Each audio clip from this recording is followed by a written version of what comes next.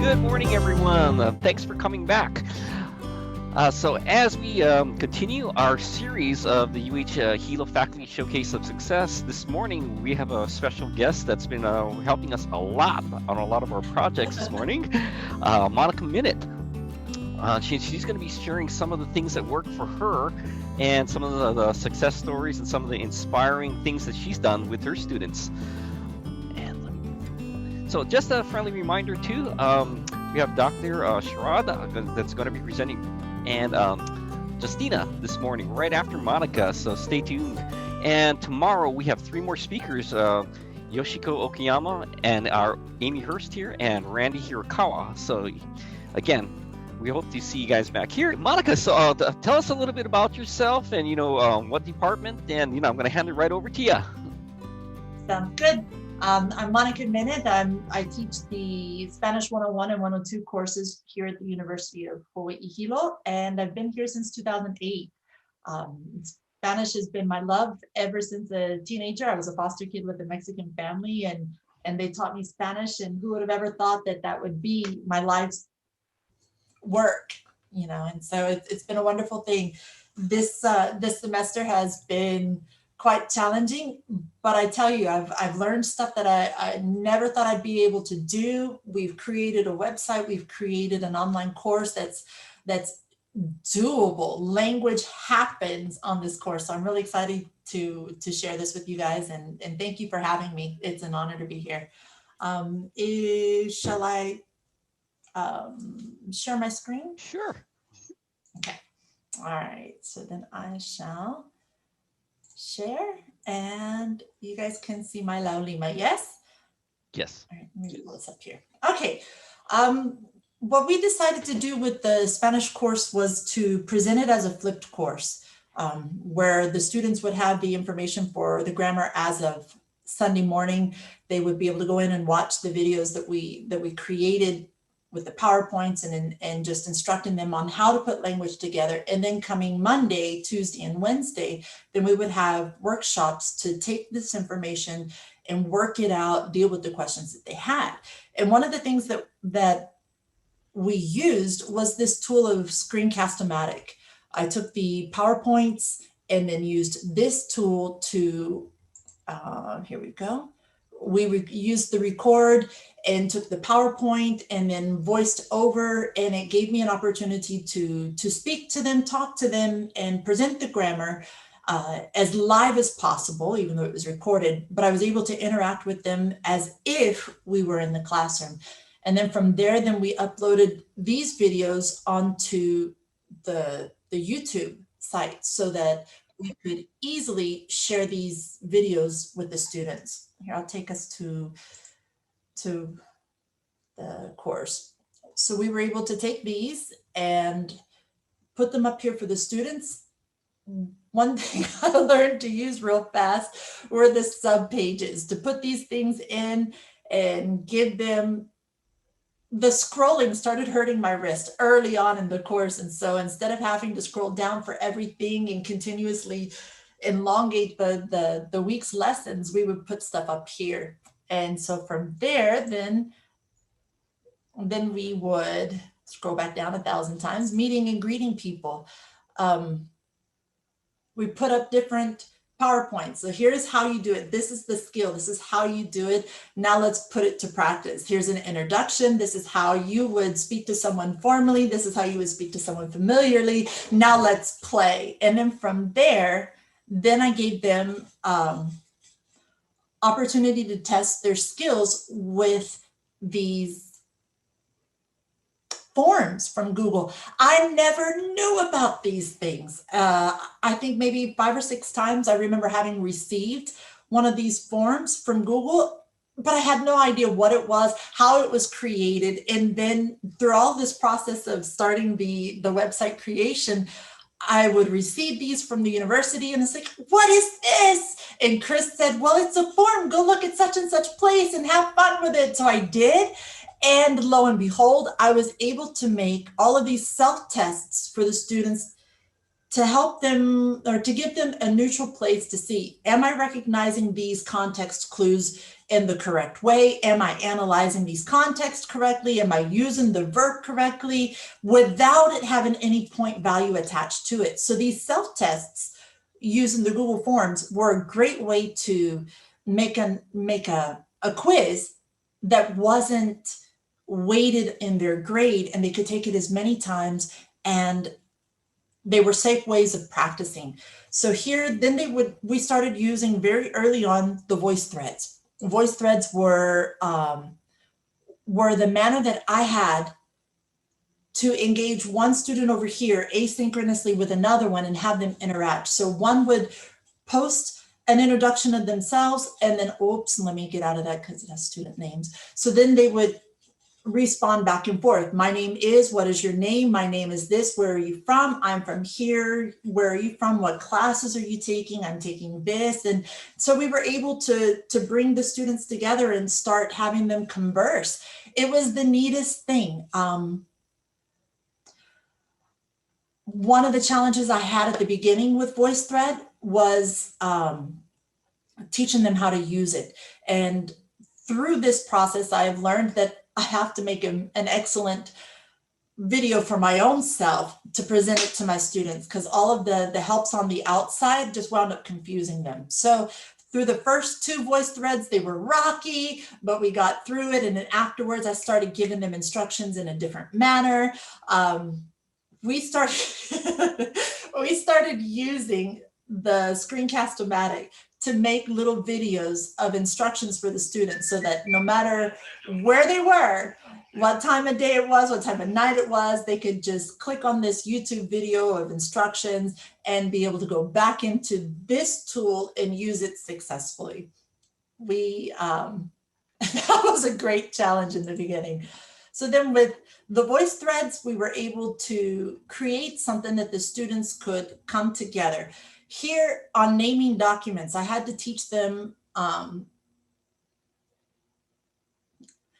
it's terrible to get 5 document number ones all at the same time, and you don't know whose work it is, and you have to chase down an email, this, that, and the other. So we were using the homework tool, the assignment tool, to be able to have the students submit the work. But even then, whenever you're grading, you don't know whose work it is until you back out. So I gave them this assignment to say Spanish 101, then their last name, and then whatever the assignment was. And so that this way they knew from beginning what kind of document. Instructions were tweaked as I went along, but I had no clue how many detailed instructions were needed for the students to be able to be successful. In the beginning, I would give maybe 2 or 3 instructions, thinking that was all I needed. And lo and behold, students would turn in this, or they'd turn in that. And I was like, no, that's not what I wanted. So I had to learn to shape my instructions to be very clear, very precise, and very doable, and very expectable too. So like every time they had this assignment, they had to turn it in this certain document, this certain way, every single time. So by the end of the semester, I was able to say, this doesn't meet the assignment expectations, I will not grade it. And very shortly afterwards, the students started turning in what I was asking for. So it became better. We started using these checklists to be able to see what the students needed to do for the week, what they had done. And if you look here, I don't know if you guys use them or not, but I can see which student has done which assignment throughout the whole thing. And it's really cool. Oops, I'm so sorry. Get off of this. Off the names, pardon me.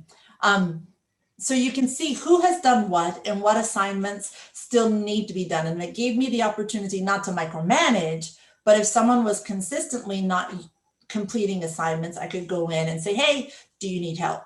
Hey, go see the tutors for this, or come see me during my office hours. Let's get this together. So we were able to do that.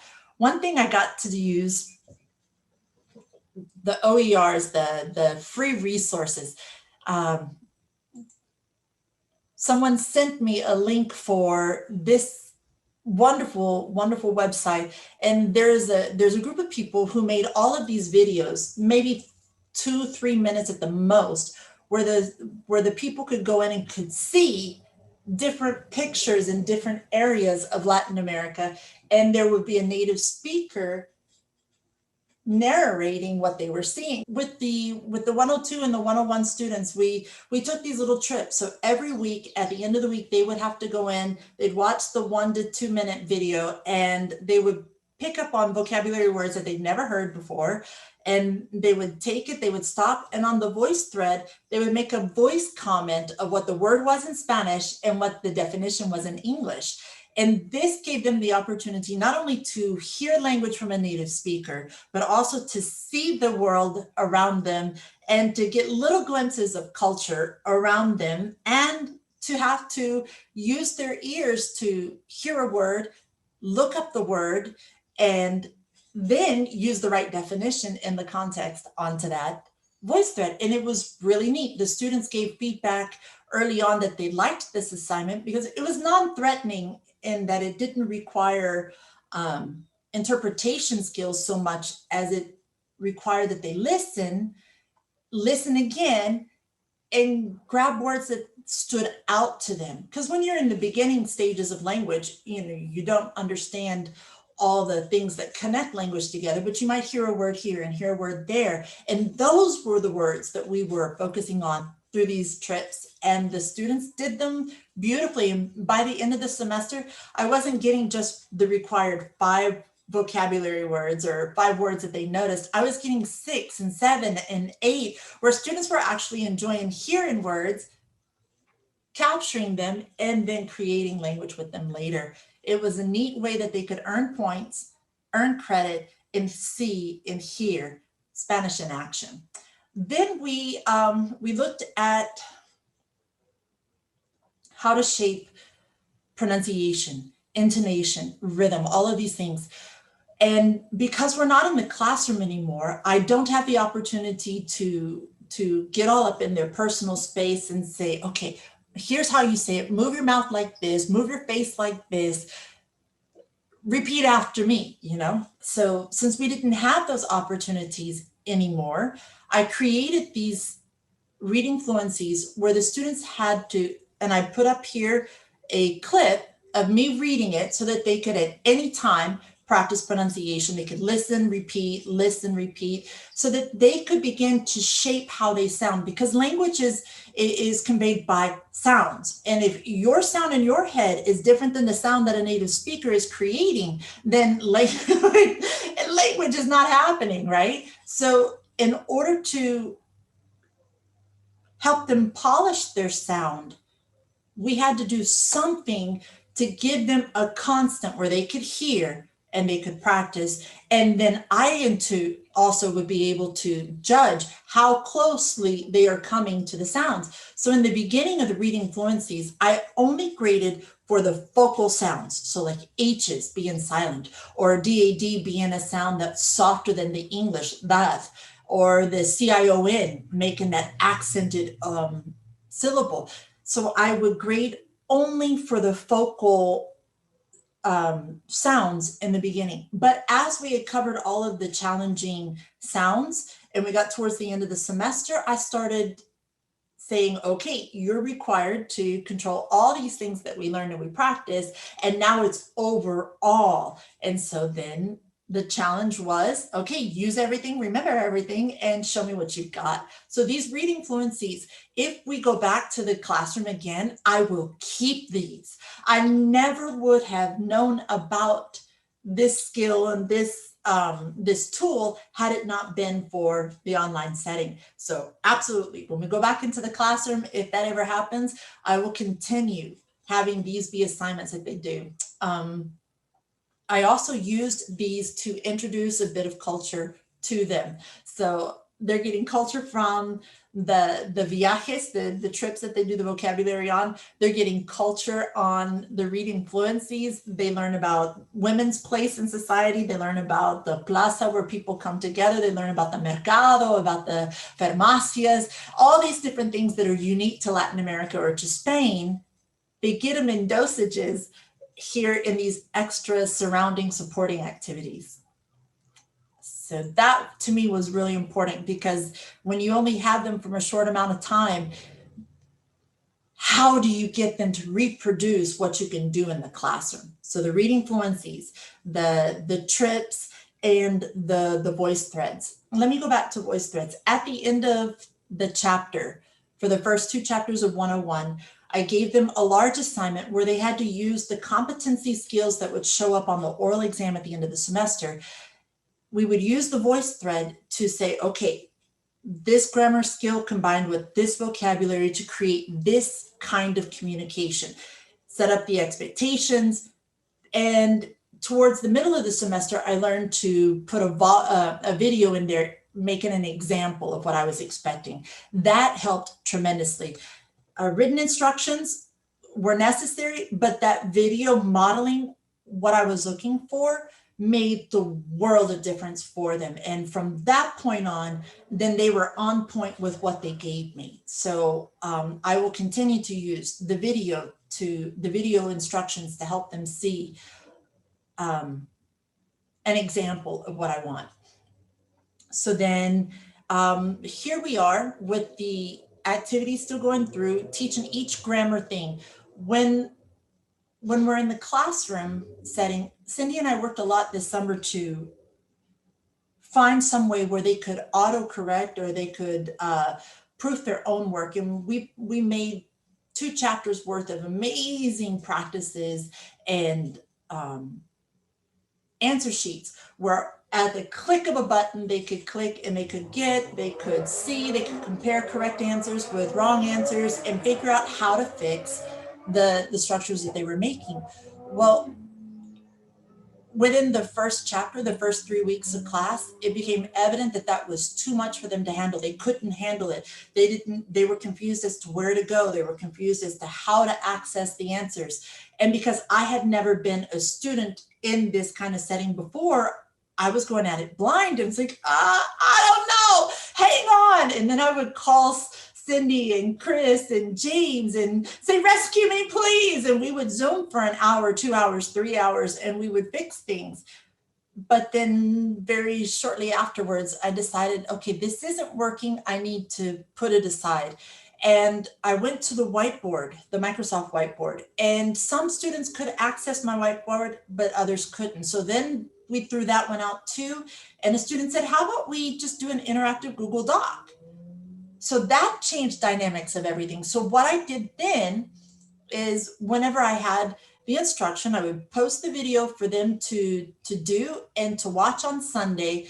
And then starting Monday, then they would do the self-test and then they would do a practice. So here, this practice, the PDF is posted on the site so that they could see what we'd be working on. But then come time for the workshop, I would copy and paste this into a Google Doc, send the link to the entire class, and then we would meet in Google Meet and we would talk and we would work our way through these constructions of language. And the students were able to do with me right then and there language. We were able to correct it. And whenever they would make a mistake, I would just, go into the highlighter and highlight it to go, okay, this is X, this is Y, and this is Z. How do you make this be A, B, and C? And they had the chance to say, like this. And we were able to modify and shape their skills through a Google Doc.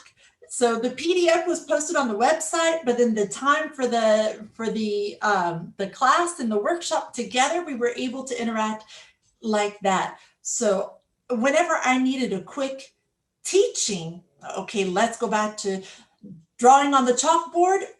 That's when I used the whiteboard again. So whenever I had to do a quick explanation of grammar or show them this sentence with this sentence and this one, this is what we're doing, this is what we need to do. So that's when I used the interactive whiteboard again. But when it came to creating so that the students had a stable source to work on, then Google Docs was my saving. And because I had never used them before, that was another lesson I had to learn how to do.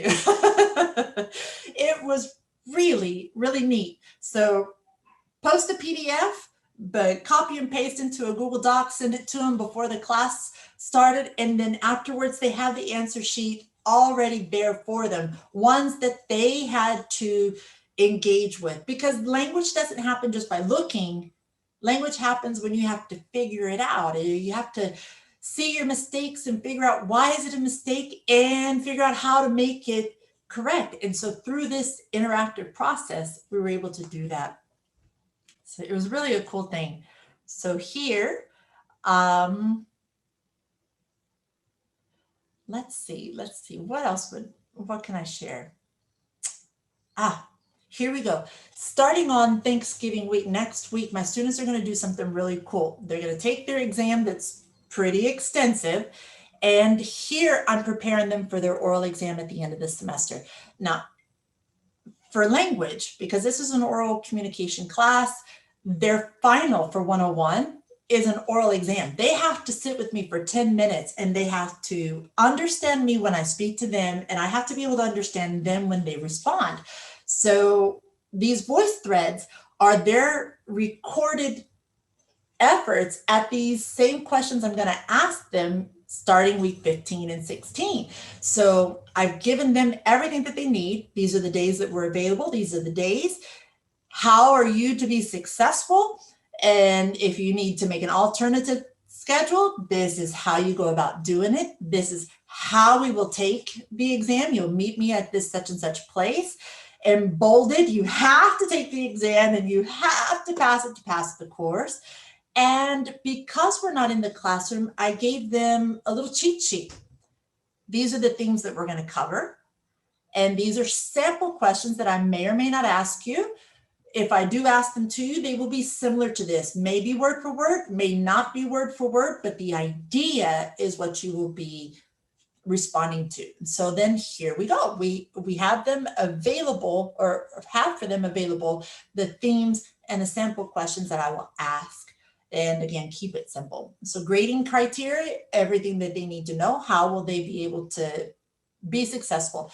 This is a tool that Chris showed me just the other day, a couple weeks ago. So the students will click in here and sign up for their exams. If they want it at 1:10 on that day, then they click right there and automatically they're connected to my Google Calendar. Whoa, I was excited with that one. So, and then here on week 15 and 16, because each one of my 45 students has to have their own 10-minute exam, then we have to stagger, as you can see, Monday, Tuesday, Friday, and then Monday, Tuesday. So we'll be staggering when the students come in, but here's the link for them to click into my Zoom and meet there. And the students know, wait for me. Somebody else may already be in their exam, be in the waiting room. I'll let you in when it's your turn. So they have everything they need to be able to be successful. And the syllabus has everything well developed, their quizzes, their homeworks. This was something that I put in. It's a conjugator. So when the students are learning present tense, some of the verbs change depending on if they're a boot verb or regular verb, their stem changes. And I wanted them to have something that would give them an immediate conjugation for any verb. So this website I put on as a tool so that they could have it quick and easy. And this is a better site because it doesn't just let them Google Translate something. It actually makes them think. They have to know who is the subject of the verb, and they have to know which time and tense it's in. So that was a tool that I added here. Again, dictionary with the same website. They can put in a word that they need and it brings it up and it gives different examples in context, in parts of speech, all this, so that they have to learn more than just copy paste. I put the tutoring link here for the students so that whenever they need to go to virtual tutoring, bam, right there, all they have to do is just go. Let me get out of this, sorry. As you can see, there's some students there already. And then again with Minnitt Meet. So when we do our class workshops, all they have to do to access me or the tutors is click on the link right there. And then that's Spanish 101. One of the things we were able to do for the advanced class, because they can speak more than the 101s can, I had them do voice threads with traveling, with commands, and with medical situations. For the first one, with the medical situation, I posted 3 videos on the voice thread where I was sick with a different kind of sickness. And the students had to be my doctor and tell me what was wrong with me and give me the commands necessary to tell me how to get better. And it was hilarious. One student said I needed to amputate my leg. And it was just funny the way that they played with language, they played with the context, they took the grammar and just had fun making language alive. And in another section, the voice thread gave them a chance to give directional instructions. So I told them, okay, I'm a long lost family member. I'm coming to your house and I want to discover your town. Tell me, what should I do? Where should I eat? What should I avoid? And all 3 of those are different contexts that deal with courtesy, suggestions that are not being bossy, and also using the shoulds and woulds and coulds. Okay. So they sent me all over their worlds and it was the neatest thing. But then the last thing was I had to do a personal trip. And in making my trip, I have to go to this huge rock in Colombia. And I tell them that it's a family tradition. You've made the trip already. I have yet to make it. Tell me what I have to do to get to the rock. And once I'm there, what should I do? What should I take with me? And what should I avoid? So the students gave me such creative videos of how to get there, what to take, how to behave in the airport, because it's crazy sometimes.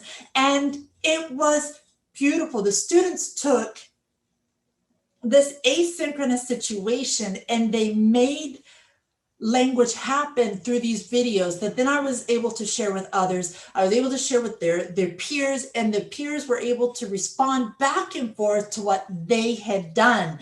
And it just was dynamic. Language happened. And had you asked me at the beginning of the summer if we were going to be successful in creating language in an online setting, I would have said, no, not possible. You cannot do online what you can do in person. And up to a certain point, I still agree with that. But it is amazing what you can do. And that's what I got excited about, because once these tools were in my tool bag, I played with them. And then once I played with them and saw the limitations of my view, then we were able to take that and run and say, okay, well, this is what I did, but now this is what we can do. And the students responded every step of the way. And I could not be more excited with what they were able to create, what they were able to do. And the combination of the instructions in a video, modeling what I wanted, and listening to their feedback of what worked or didn't work with these different assignments through, shaped the course. So now when it's time to go set up again for next semester, I'll take what we had at the end, excuse me, and then start over again there. I'm excited because it worked. We'll be able to eliminate a lot of the difficulty of students having to learn how to learn online. So next semester, we can hit the road running, because the students will have already had the challenges of this semester.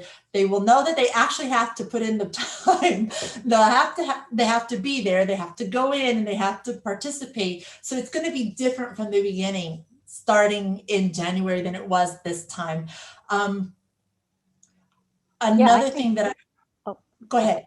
No, I was just going to say, I think this is all excellent, Monica, because I think we're all stoked and we would love to just take your course. It's just like so exciting. Just all of this, your enthusiasm really carries through to the students, I know. And if I could, I'd like to kind of bring in a couple of things that I heard throughout, if that's okay. Yes, ma'am, go. Yeah. One of the biggest things that I took from your sharing is adaptation and adjustment.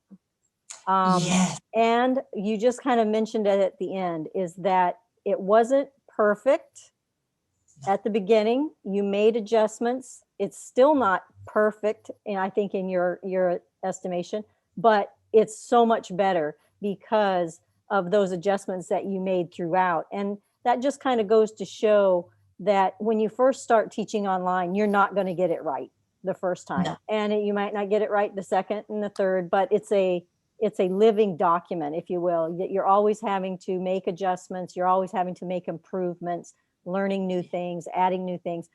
Specifically, what's been carrying through every single one of these sessions is listening to the students and hearing Yes. what they say. And if something is not working for them, you made an adjustment to help them to make things better.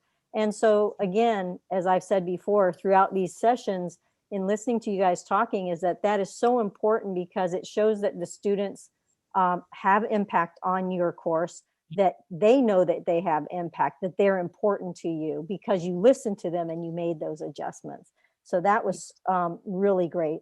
The scaffolding part that you brought in early on when you're talking about where you started and as you're building those foundations is really great. And the fact that you help them be successful, not only through the scaffolding, but also with the instruction, helping them understand how to do something. And if something wasn't available, readily made, you created it. Yeah. So kudos to you. That's a lot of work, but you saw how that it paid off in the end. So yeah.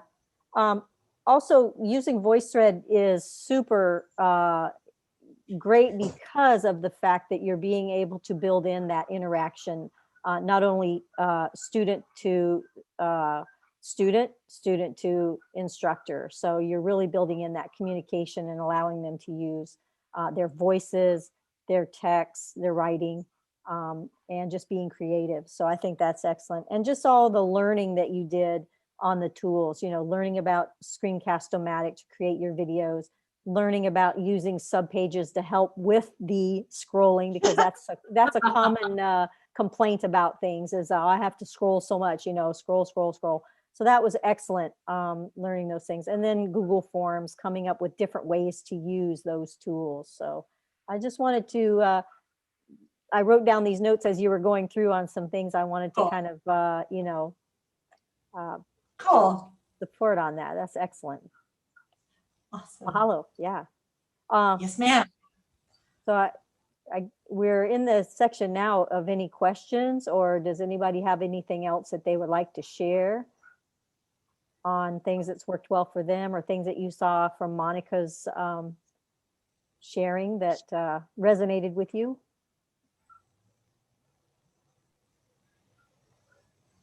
We also tried to put in some things in the chat as we were going along. You mentioned OER, that's Open Educational Resources. There are a lot of OER out there. What that means is there's content that's already been created by someone else and that they're willing to share it. So in other words, you don't have to recreate the wheel. If we can find OER for you, then you can go ahead and benefit from that. So we do have some resources on our website, the Distance Essentials website. We can also get you in contact with OER support person in the Mo'okini library. So there's lots of opportunities to use OER. Just let us know if you're interested.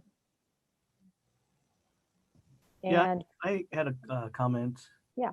I think Monica, you touched upon it, how important it is modeling is for students. Mm-hmm. I'm taking some grad school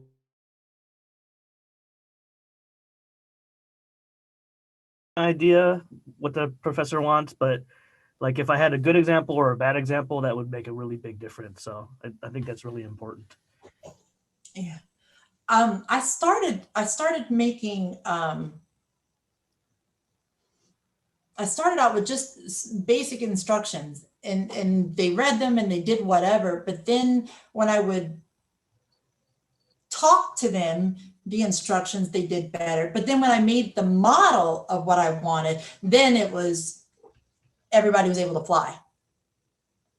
It's amazing that people don't hear you when you write the same as they hear you when you speak. But then when they see you, then the instructions come alive and it changes the dynamics of everything.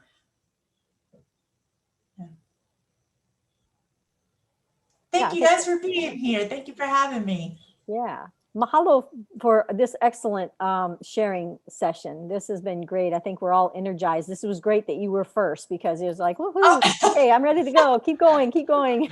Monica, set the stage. Oh, you guys, it's been good.